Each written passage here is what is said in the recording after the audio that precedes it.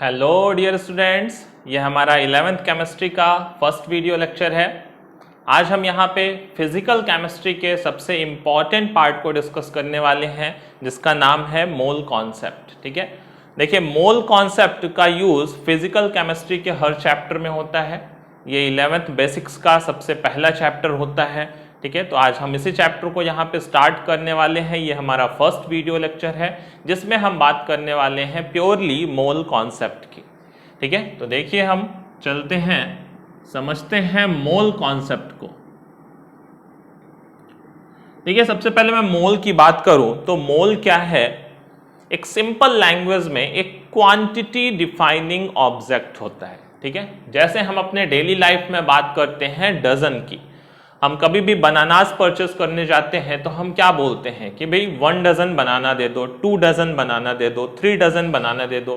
तो सामने वाले के माइंड में तुरंत स्ट्राइक करता है कि भाई उसको कितने काउंट करके देने हैं। अगर मैंने 1 डजन बोला है तो 12 काउंट करके देने हैं, 2 डजन बोला है तो just double 24 number of bananas count करके देने हैं, एंड 3 डजन बोला है तो मतलब 36 बनानास काउंट करके देने हैं। तो डजन क्या हुआ? एक क्वांटिटी डिफाइनिंग ऑब्जेक्ट हुआ। ठीक है, तो इसी तरीके से देखिए अगर मैं केमिस्ट्री में बात करूं तो केमिस्ट्री में number of atoms, ions and molecules को डिफाइन करने के लिए कि भाई कितने नंबर ऑफ एटम्स, आयंस और मॉलिक्यूल्स हैं, ठीक है, उसके लिए हमने एक टर्म बना रखा है मोल को। क्योंकि केमिस्ट्री में छोटे टर्म से काम नहीं चल रहा है, क्योंकि यहाँ पे नंबर ऑफ एटम्स, आयंस और मॉलिक्यूल्स जो हैं वो एक छोटे से सैंपल में भी क्या होते हैं, बहुत सारे होते हैं। हम उसको काउंट नहीं कर सकते, इवन मिलियन, बिलियन, ट्रिलियन में भी। ठीक है, अगर मैं लैक्स की बात करूं, करोड़ की बात करूं, मिलियन, बिलियन, ट्रिलियन की बात करूं, तो ये टर्म्स भी छोटे पड़ जाते हैं। किसके काउंटिंग के लिए? नंबर ऑफ एटम्स, आयंस और मॉलिक्यूल्स की काउंटिंग के लिए इन द केमिस्ट्री। ठीक है, डेली लाइफ में तो नॉर्मली हम जैसे डजन की बात कर ले तो 1 डजन लाइक क्या होता है? 12 आर्टिकल्स होते हैं। ठीक है, ऐसे ही मैं बात करूं, ठीक है, 1 स्कोर की। ठीक है, बहुत कॉमन नहीं है बट ये भी एक टर्म होता है, क्वांटिटी डिफाइनिंग ऑब्जेक्ट होता है। 1 स्कोर में मैं बात करूं तो 20 आर्टिकल्स होते हैं।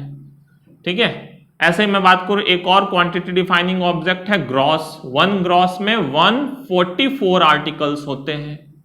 ठीक है, तो ये सब एक तरीके से क्या है? क्वांटिटी डिफाइनिंग ऑब्जेक्ट होते हैं कि भाई इतने में 1 डजन नंबर्स बोल दो तो वो 12 आर्टिकल्स के इक्वल हो जाता है। अब ऐसा कोई कंपलसरी नहीं होता है कि भाई वो डजन बनानास के आगे ही लगाना है।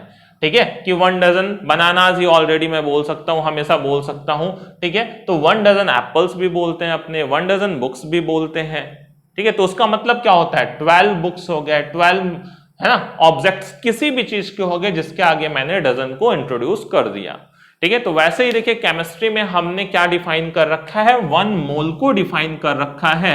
और 1 मोल कितने नंबर्स के इक्वल होता है? 1 मोल की वैल्यू होती है 6.022 into 10 to the power 23 objects के इक्वल होता है, 23 आर्टिकल्स के इक्वल होता है, 23 नंबर ऑफ, है ना, इतने 6.022 into 10 to the power 23 atoms, ions, molecules के इक्वल होता है। ठीक है, तो केमिस्ट्री में हमने एक बड़ा क्वांटिटी डिफाइनिंग ऑब्जेक्ट ले रखा है 1 mole equal to 6.022 into 10 to the power 23। अब इसकी कुछ भी हो सकते हैं भाई, एटम्स हो सकते हैं, ठीक है, आयंस हो सकते हैं, मॉलिक्यूल्स हो सकते हैं, किसी के भी नंबर हम डिफाइन कर सकते हैं। केमिस्ट्री में ज्यादातर किसकी जरूरत होती है? एटम्स की, आयंस की, मॉलिक्यूल्स की। तो उनके नंबर बताने होते हैं तो वो हम किसके टर्म में बताते हैं? मोल के टर्म में बताते हैं। ठीक है, क्लियर है? तो ऐसा कुछ नहीं है कि केवल मोल को हम नंबर्स के टर्म में ही डिनोट कर सकते हैं। ठीक है, mole in term of number भी होता है, मोल इन टर्म्स ऑफ मास भी होता है, mole in terms of volume भी होता है। तो वो धीरे धीरे करके, एक एक करके हम सब चीजों को यहाँ पे डिफाइन करने वाले हैं। तो आज हम जो डिफाइन करने वाले हैं वो क्या है? Mole in terms of number. ठीक है, कि नंबर के टर्म में मोल किसके इक्वल होता है? तो वो सीधा सीधा देखें तो 1 mole equal to this much number. इसको हम अवोगाड्रो नंबर भी बोलते हैं।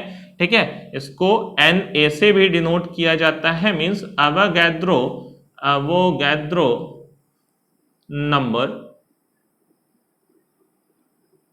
ठीक है, ए यहाँ पे Avogadro, N for number denote करें। सिंपल सा 1 Na लिखा है तो उसका भी मतलब क्या हो जाता है 6.022 इंटू 10 टू द पावर 23 हो जाता है। ठीक है, अब देखिए ध्यान दीजिए ये डिजिट आया कहां से, भाई मानना ही था तो 6 इंटू 10 टू द पावर 23 को 1 मोल मान लेते। जैसे किसी ने भाई 12 आर्टिकल्स को 1 डजन किसी टाइम पे माना होगा, कंसीडर किया होगा, मैं चाहता तो वो 10 आर्टिकल्स को भी 1 डजन बोल सकता था, तो उसको हम आज तक फॉलो कर रहे होते। 20 आर्टिकल्स को भी 1 डजन बोल रहा था, बोल देता तो उसको भी हम फॉलो कर रहे होते। ठीक है, तो ये जो डिजिट है ये कहां से आया, इस चीज को समझते हैं। देखिए 6.022 कहां से आया। ठीक है, क्लियर है, तो इस चीज को देखिए समझते हैं। 1 मोल की डेफिनेशन पे जाते हैं, जो पुरानी डेफिनेशन दी गई है कि 1 मोल कितने आर्टिकल्स के या कितने पार्टिकल्स के इक्वल होता है, उस चीज को समझते हैं। तो देखिए जो 1 मोल की प्रॉपर डेफिनेशन दी गई है वो क्या है कि किसी भी सब्सटेंस का उतना अमाउंट जिसमें कि कितने पार्टिकल्स प्रेजेंट हो, as many as that of particles present in 12 gram of carbon 12। ठीक है, कार्बन 12 कार्बन का एक आइसोटोप है। कार्बन के आपने बहुत सारे आइसोटोप सुने होंगे, कार्बन 12, कार्बन 13, कार्बन 14। ठीक है, तो कार्बन 12 जो कार्बन का आइसोटोप है उसके 12 ग्राम में जितने नंबर ऑफ पार्टिकल्स प्रेजेंट होते हैं उतने को ही हमने 1 मोल कंसीडर किया है। जैसे सपोज करिए मैंने एक बाउल लिया, ठीक है, इस बाउल के अंदर क्या प्रेजेंट है 12 gram of carbon 12 isotope, 12 gram of carbon 12 isotope. ठीक है, अब इसके अंदर जितने भी नंबर ऑफ पार्टिकल्स प्रेजेंट हैं, ठीक है, जितने भी नंबर ऑफ पार्टिकल्स प्रेजेंट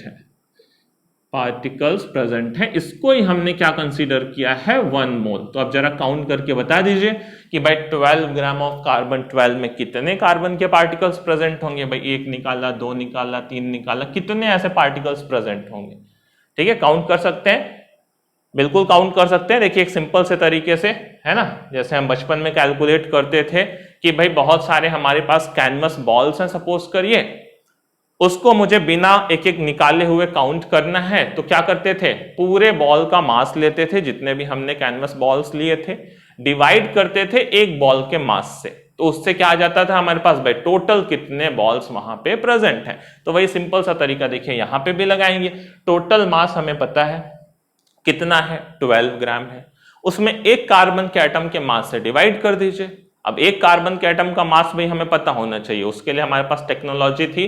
ठीक है, एक मास स्पेक्ट्रोस्कोपी नाम का भी एक हमारे पास एपरेटस है जिसकी हेल्प से हमने एटम का मास कैलकुलेट कर रखा है। ठीक है, तो हमें अगर सपोज करिए नंबर ऑफ पार्टिकल्स निकालने हैं यहां पे, तो हम क्या कर सकते हैं, जो टोटल मास था 12 ग्राम उसमें डिवाइड कर दूं एक कार्बन के पार्टिकल के मास से, वो देखिए होता है 1.99248 इंटू 10 टू द पावर -23 ग्राम। ध्यान दीजिएगा कार्बन का एक पार्टिकल बहुत ही लाइट वेट होगा, इसीलिए देखिए 10 टू द पावर -23 जा रहा है। क्लियर है, तो अब यहां से देखिए डिवाइड कर रहे हैं टोटल मास में एक पार्टिकल के मास से, एक कार्बन पार्टिकल के मास से, तो यहां से जो नंबर निकल के आता है वो कितना, देखिए अगर ये एग्जैक्टली 2 होता तो ये 6 टाइम जाता, बट ये देखिए 2 से थोड़ा सा छोटा है तो ये 6 से थोड़ा सा ऊपर आता है, 6.022 आगे आता है 137 इंटू ये ऊपर जाएगा, क्या बचेगा 10 टू द पावर 23।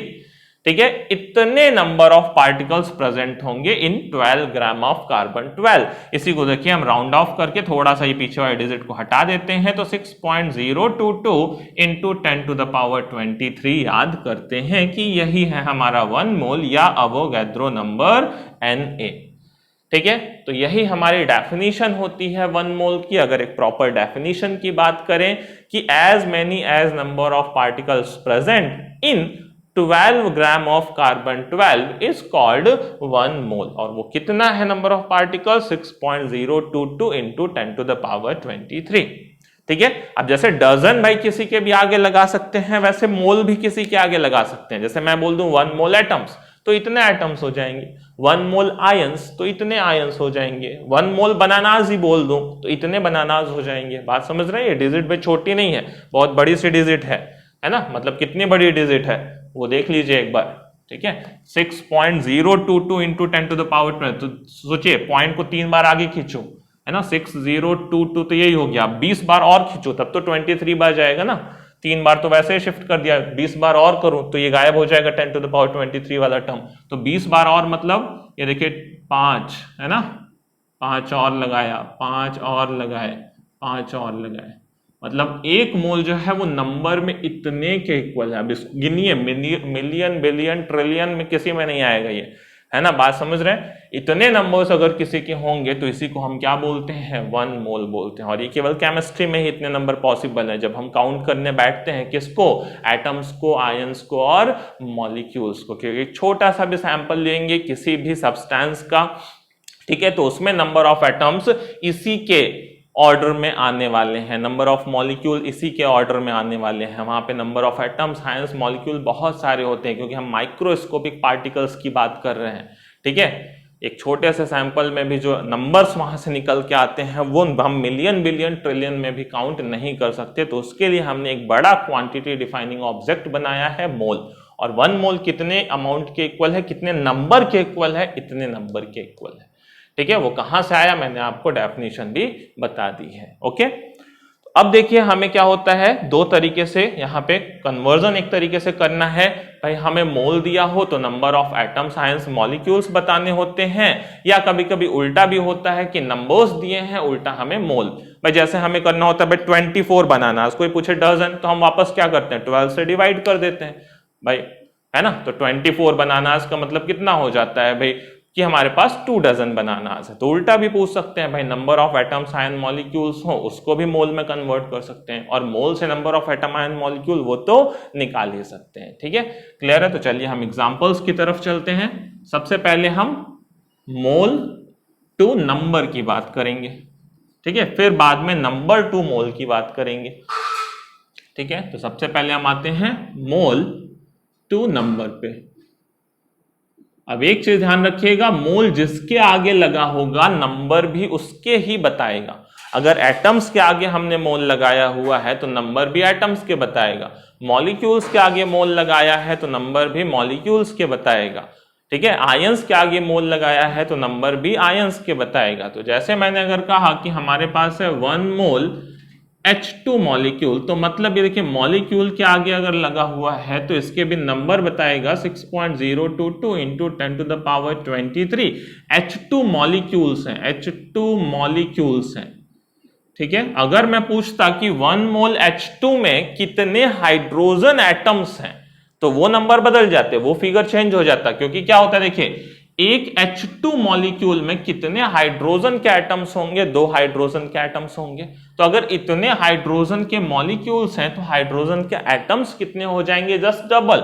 मैं अगर पूछता कि भाई हाइड्रोजन के एटम्स कितने हैं तो वो क्या हो जाता, 2 into 6.022 into 10 to the power 23 hydrogen atoms. बात समझ रहे हैं, जो कि इक्वल आ जाता 12.044 into 10 to the power 23 hydrogen atoms, okay. तो ये चीज जरूर ध्यान रखिएगा कि मोल जिसके आगे लगा है, ये जो नंबर हमने कहा फिक्स नंबर, अवोगाद्रो नंबर, वो नंबर भी उसके ही बताएगा। अब उसके अंदर सपोज करिए कुछ और पूछा हुआ है, ठीक है, तो वो हमें बताना होगा कैलकुलेट करके, ठीक है। जैसे अब मैं कहूं, देखिए यहां पे 1 मोल ओजोन मॉलिक्यूल है, ठीक है, O3 मॉलिक्यूल, O3 क्या होता है, ओजोन होता है अपना, ठीक है, ओजोन। अब यहां पे सपोज करिए हमसे पूछा है कि 1 मोल ओजोन में कितने ऑक्सीजन एटम्स होंगे, तो ये मोल किसके लगे आगे लगा है भाई, ओजोन मॉलिक्यूल के। भाई O3 तो एक पूरा मॉलिक्यूल है, तो मोल उसके, तो पहले जो नंबर बताएगा 6.022 इंटू 10 टू द पावर 23 वो किसके बताएगा, वो O3 मॉलिक्यूल्स के बताएगा, ठीक है, O3 मॉलिक्यूल्स के बताएगा। बात समझ रहे हैं। अब देखिए अगर हमसे ऑक्सीजन एटम्स पूछा होता क्वेश्चन में कि भाई इतने मोल, 1 मोल O3 में कितने ऑक्सीजन एटम्स होंगे, तो हमें अब देखिए एक O3 में कितने ऑक्सीजन के एटम्स है, 3, तो इतने O3 में कितने ऑक्सीजन के एटम्स होते हैं, 3 से मल्टीप्लाई करना पड़ता, 3 into 6.022 into 10 to the power 23 oxygen के एटम्स होंगे, ओके, क्लियर। है ना। बाकी आप मल्टीप्लाई करके लिख सकते हैं भाई, कितना हो जाता है 3 2 6, 3 2 6, 3 0, 3 6 18.066, 10 to the power 23 ऑक्सीजन के एटम्स होंगे। आई होप आपको एग्जांपल से बात क्लियर हो रही होगी भाई। जिसके मोल लिखे हैं, नंबर भी ये जो अवोगाद्रो नंबर है वो उसके ही आएंगे। उसके अंदर कुछ पूछा है तो वो हमें कैलकुलेट करके बताना होगा। क्लियर है। चलिए एक दो एग्जांपल और लेते हैं। ठीक है, सपोज करिए हमें दिया है 1 मोल मीथेन मॉलिक्यूल, 1 मोल। ठीक है, तीसरा एग्जांपल 1 मोल मीथेन मॉलिक्यूल दिया हुआ है। अब इसमें देखिए क्या क्या पूछ रहा है। सपोज करिए अलग अलग क्वेश्चंस बहुत सारे दिए हैं इसमें कितने मीथेन के मॉलिक्यूल्स होंगे। ठीक है, पहला तो मीथेन मॉलिक्यूल्स कितने होंगे भाई, मॉलिक्यूल्स कितने होंगे। दूसरा हमसे पूछ रहा है कार्बन एटम्स कितने होंगे। तीसरा हमसे पूछ रहा है हाइड्रोजन एटम्स कितने होंगे। ठीक है, चौथा हमसे पूछ रहा है टोटल एटम्स कितने होंगे, टोटल एटम्स कितने होंगे। बात समझ पा रहे हैं? आई होप आपको समझ में आ रहा होगा आपको, है ना। 1 मोल देखिए किसके आगे लगा, मीथेन मॉलिक्यूल के आगे। तो पहली बात जो 6.022 10 to the power 23 नंबर है वो भी फिर किसके हैं, मीथेन मॉलिक्यूल के हैं, क्योंकि 1 जो मोल लगा वो मीथेन के आगे लगाया उसने।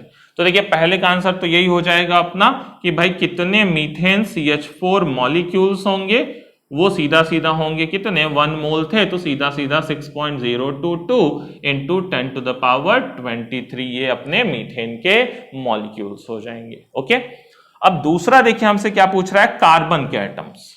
ठीक है, कार्बन के एटम्स। अब ध्यान दीजिए इतने क्या थे, मीथेन मॉलिक्यूल्स थे। अब एक मीथेन में कितने कार्बन था, एक ही कार्बन था। एक मीथेन में एक ही कार्बन था, तो इतने मीथेन होंगे तो इतने ही कार्बन भी तो होंगे। ठीक है, तो अगर मैं पूछूं कार्बन एटम्स कितने थे, तो वो ऑब्वियस सी बात है जितने मीथेन थे उतने ही कार्बन के एटम्स भी हो जाएंगे, इतने कार्बन एटम्स हो जाएंगे। क्लियर है। ओके, अब देखिए हाइड्रोजन एटम्स की हम बात करें, हाइड्रोजन एटम्स की हम बात करें, कितने हाइड्रोजन एटम्स हो जाएंगे। अब एक मीथेन में 4 हाइड्रोजन एटम्स हैं। अब इतने मीथेन में कितने हाइड्रोजन एटम्स, इंटू 4 कर दो।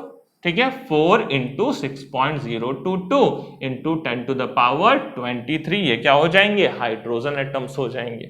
क्लियर। फोर्थ नंबर देख लीजिए, फोर्थ क्या है, टोटल एटम्स पूछा हुआ है हमसे, टोटल एटम्स पूछा हुआ है। तो देखिए टोटल एटम्स कितने, एक मीथेन में कितने एटम्स हैं, टोटल 5 एटम्स है, एक कार्बन 4 हाइड्रोजन, तो इतने मीथेन में टोटल कितने एटम्स हो जाएंगे, 5 से मल्टीप्लाई करिए, 5 into 6.022 into 10 to the power 23। Clear. I hope अब आपको सब कुछ आ गया होगा, है ना भाई। मोल जिसके आगे लगाया, पहली बात तो नंबर उसके मिले, उसके अंदर किसी के भी नंबर पूछा हुआ है तो हम क्या कर सकते हैं, एटम्स को काउंट करके मल्टीप्लाई कर सकते हैं। तो ये आपका सिंपल तरीके से निकल जाता है मोल से नंबर। अब 1 मोल में अगर इतना है, सपोज करिए 10 मोल दिया होता तो 10 से मल्टीप्लाई कर लेते। जैसे भाई 1 डजन 12 होता है तो 2 डजन के लिए क्या करते हैं, 2 से मल्टीप्लाई कर देते हैं 12 में। तो अब हमसे बोलेगी 10 मोल है तो 10 into Avogadro number, 10 into 6.022 10 to the power 23। बात समझ पा रहे हैं। हमसे बोले 0.1 मोल, फ्रैक्शन में भी बोल सकते हैं भाई, जैसे हाफ डजन नहीं बोलते हैं क्या, हाफ डजन का मतलब क्या हो जाता है भाई, 6 ही आर्टिकल्स हैं। तो ऐसे मैं हाफ मोल बोल सकता हूं, हाफ मोल का मतलब जितने भी नंबर बोला उसका डिवाइड बाई 2। फ्रैक्शन में कुछ भी बोल सकता हूं, 0.1 बोल सकता हूं, 0.2 तो 0.1 into that much value, 0.2 into that much value. बात समझ रहे हैं। क्लियर। जैसे हमारे पास सपोज करिए ऐसे लिखा हो कि भाई हमारे पास 0.001 मोल O2 गैस का है। ठीक है, तो कितने नंबर ऑफ O2 मॉलिक्यूल्स हैं, तो भाई हमारे पास जो भी मोल है उसका क्या करो, 0.001 into Avogadro number, 6.022 into 10 to the power 23 इतने O2 पे। मोल O2 के आगे लगा था तो ये नंबर भी किसके बताएगा, O2 के बताएगा। ठीक है, तो यहां से आ जाएगा ये कितना, 10 की पावर -3 और उसमें 10 की पावर 23, तो 10 की पावर 20 बचेगा, 6.022 into 10 to the power 20 O2 के मॉलिक्यूल्स होंगे। अब सपोज करिए एटम्स पूछ देता तो जस्ट 2 से मल्टीप्लाई कर देते भाई, ऑक्सीजन एटम्स पूछता तो इसका मल्टीप्लाई कर देते 2 से, क्योंकि एक और 2 में 2 हो। क्लियर, बात समझ गए। चलिए, ये था हमारा क्या, ये हमने मोल से नंबर कैलकुलेट किया है ना।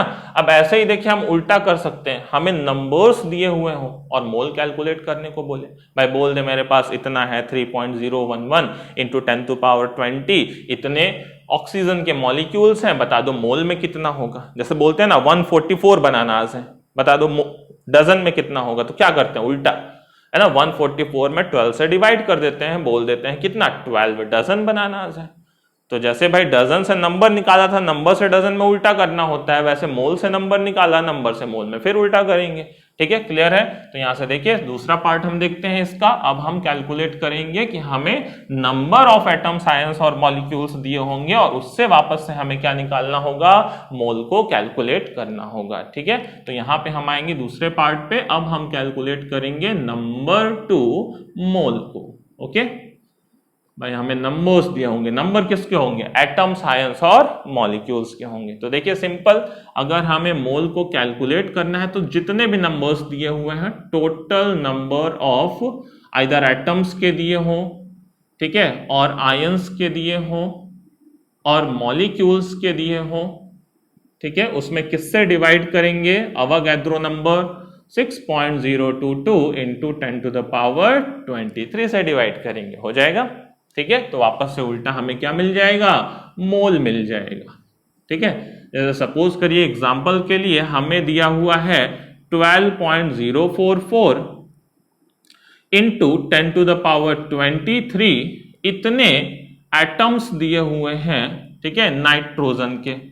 ठीक है, इतने एटम्स नाइट्रोजन के। तो भाई नाइट्रोजन का कितना मोल होगा, नाइट्रोजन एटम का कितना मोल होगा, ठीक है, वो कैलकुलेट करना है। तो सिंपल देखिए, मोल कैलकुलेट करने के लिए जितने नाइट्रोजन के एटम्स थे, भाई मोल भी किसका आएगा, वो एटम्स का ही आएगा, क्योंकि नंबर किसके दिए हैं, एटम्स के दिए हैं। तो मोल भी आएगा, वो भी एटम्स का ही आएगा, भाई इतने मोल नाइट्रोजन एटम्स होंगे। ठीक है, तो मोल क्या होगा, जितने नंबर दिए हैं, number of atoms into Avogadro number. ठीक है, 6.022 इंटू 10⁻23, 2 टाइम चला जाएगा, सीधा सीधा 2 मोल एटम्स होंगे यहां नाइट्रोजन के। ठीक है, अब नंबर एटम्स के दिए हैं तो मोल भी एटम्स के निकलेंगे। क्लियर है, बराबर। ऐसे देखिए दूसरा एग्जांपल सपोज करिए हमारे पास है, एग्जांपल 2, 3.011 इंटू 10⁻20 मॉलिक्यूल्स हैं O2 गैस के। ठीक है, तो इसमें पूछता है मोल कितने होंगे, भाई कितने मोल O2 गैस होगा वो, अगर इतने मॉलिक्यूल्स हैं। तो फिर से हमने क्या कहा, भाई निकाल लीजिए, मोल कैलकुलेट करना है तो टोटल मॉलिक्यूल्स। अब भाई मॉलिक्यूल्स के नंबर दिए हैं तो मोल भी किसका निकलेगा, मॉलिक्यूल्स का ही निकलेगा। ठीक है, तो मोल क्या, टोटल नंबर ले लीजिए मॉलिक्यूल्स का जो भी दिया है, डिवाइड बाय फिर से अवोगाद्रो नंबर 6.022 इंटू 10⁻23, ये हो जाएगा। देखिए सीधा 2 टाइम जाएगा नीचे से, 1/2 का मतलब 0.5 इंटू 10⁻20 डिवाइड बाय 23, ऊपर जाएगा 10⁻−23 हो जाएगा। 20 - 23 क्या बचेगा, 10⁻−3। पॉइंट को एक बार आगे लेना चाहते हैं, ले लीजिए 5 इंटू 10⁻⁴। अब इतने ये मोल होगा किसका, भाई O2 मॉलिक्यूल का, क्योंकि नंबर भी किसका था, O2 मॉलिक्यूल का। तो जो मोल आएगा वो भी किसका आएगा, O2 मॉलिक्यूल का। ये चीज जरूर ध्यान रखेंगे भाई, जैसे मोल जिसका था नंबर भी उसके थे, वैसे नंबर जिसका है मोल भी उसके ही है। ठीक है, क्लियर है, बात समझ पा रहे हैं। तो ये देखिए हमने आज जो किया है, ये है हमारा क्या, नंबर टू मोल और मोल टू नंबर कैलकुलेट करना। मतलब हमने आज पढ़ा है mole in terms of number, but आगे हमें और भी कैलकुलेशन करने हैं। किस बेसिस पे, हम मोल को मास के टर्म में भी पढ़ने वाले हैं, मोल को वॉल्यूम के टर्म में भी पढ़ने वाले हैं। Mole in terms of mass, mole in terms of volume, जो कि हम कवर करेंगे अभी अपने सेकेंड वीडियो लेक्चर में। ठीक है, तो आज का लेक्चर यहीं तक रखते हैं। ठीक है, मिलते हैं सेकेंड लेक्चर में, तब तक पढ़ते रहिए। Take care.